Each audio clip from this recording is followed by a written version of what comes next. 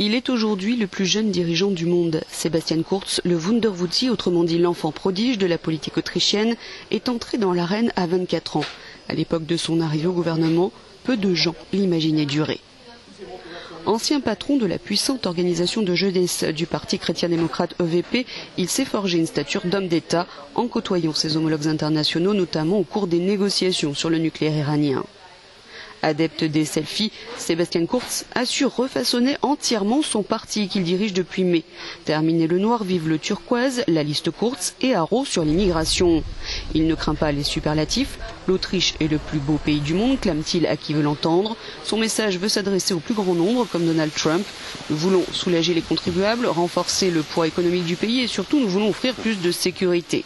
Simple mais efficace. Et Kurz ne boude pas le parti d'extrême droite du FPE, loin de là. Si le leader Heinz Christian Strache l'a accusé un temps de plagier son programme, il en fait aujourd'hui son vice-chancelier. On peut dire qu'il a roulé sa bosse depuis 2013 et son entrée au gouvernement comme plus jeune chef de la diplomatie d'Europe. Il est aujourd'hui bien loin de ses faux pas de débutant, comme lorsqu'il distribuait des préservatifs noirs, l'ancienne couleur de son parti, pour vanter le côté sexy de l'OVP.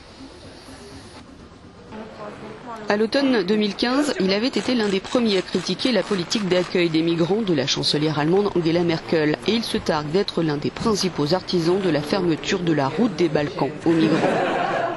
Désormais, il compte stopper l'immigration illégale, accélérer les procédures de traitement des demandes d'asile, réduire les prestations en espèces pour ses demandeurs.